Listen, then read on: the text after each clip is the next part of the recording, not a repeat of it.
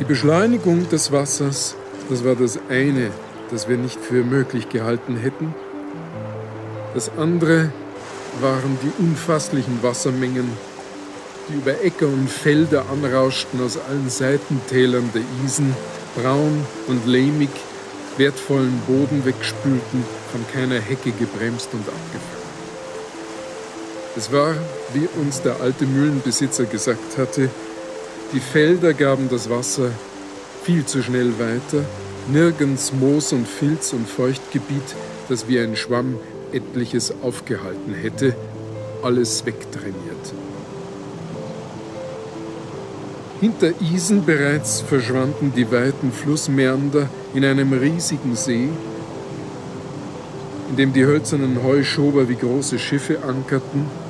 Die Wohnhäuser, die das Wasser eingekreist hatte, waren entweder Mühlen, das war klar, oder neuere Wohnhäuser, die sich hier offensichtlich in Gelände vorgewagt hatten, das früher kein Baugebiet gewesen wäre. Es gibt freilich außer den menschlichen Eingriffen in die Landschaft noch eine besondere verschärfende Bedingung für die Hochwasser der Isen, die von unverrückbaren Naturgesetzen abhängt, von Geographie und Wetter. Das Isental zieht von Dörfern abwärts bis zur Mündung genau von West nach Ost. Und das ist auch genau die Richtung, in die bei uns das schlechte Wetter zieht, von West nach Osten. Das heißt, die Regenfelder überqueren nicht das Isental wie sonst bei den meisten voralpinen Flüssen, die in der Regel von Süd nach Norden fließen, sondern die Regenwolken regnen sich gleichmäßig über das ganze Isental entlang und alle seine Seitentäler von der Quelle bis zur Mündung hinunter ab.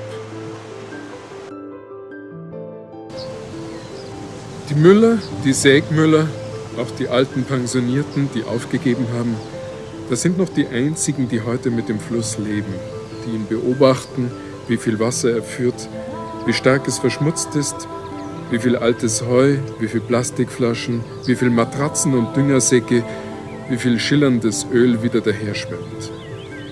Die anderen haben den Fluss aus den Augen verloren. Flüsse liegen im Abseits für unser Denken und Handeln. Flüsse sind für die meisten Abwässer und meist sind sie das auch.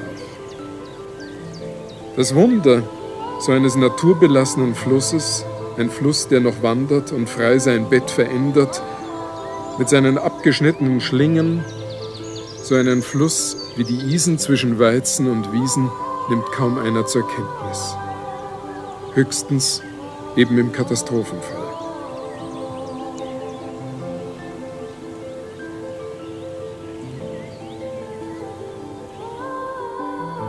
Das Bild an den Ufern der Isen hat sich in den letzten Jahren stark verändert.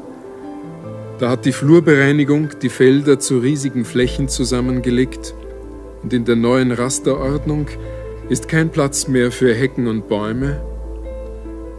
Und auch an diesem Fluss wird trainiert, was das Zeug hält, und Jahr für Jahr verschwindet ein wichtiges Feuchtgebiet nach dem anderen. Und die Häuser rücken näher und näher, wo sich früher nie einer hingetraut hätte. Wenn aber dann etwas passiert, wird nach dem Staat gerufen, nach Ordnung, nach Regulierung, nach hohen Dämmen, so geht's nicht mehr weiter, wo es doch immer so war, seit Jahrtausenden. Wir waren es doch, die dem Fluss ins Konzept gepfuscht haben, wir sind es doch, die die Natur aus dem Gleichgewicht bringen. 90% der in Landkarten noch verzeichneten Quellen und Quellmoore sollen in Bayern verschwunden sein, hat das Münchner Umweltministerium festgestellt. Zugeschüttet, planiert, überbaut. Wenn die Isen an Ampfing und Mühldorf vorbei langsam auf ihre Mündung in den Inn bei Neuötting zusteuert, dann betritt sie bereinigte, regulierte, verbetonierte Reißbrettlandschaft. Erschlossen, nivelliert, biologisch verarmt, Wirtschaftslandschaft. Der Inn liegt schön gerade, aufgestaut und eingedämmt in seinem Betonsarg. Zwischen Staustufen hat er seinen alpinen Wildflusscharakter verloren. Veränderungen finden nicht mehr statt. Veränderungen wären eine Katastrophe. Und auch die Isen hat man das letzte Stück begradigt und hinter hohen Dämmen abgeriegelt, denn ein Eingriff in die Natur provoziert folgerichtig und konsequent den nächsten. Vision einer Isen im nächsten Jahrhundert? Der Albtraum könnte Wahrheit werden. Ausgerechnet das Isental haben die Planer und Rechner sich ausgesucht für den Verlauf einer neuen Autobahn von München nach Simbach.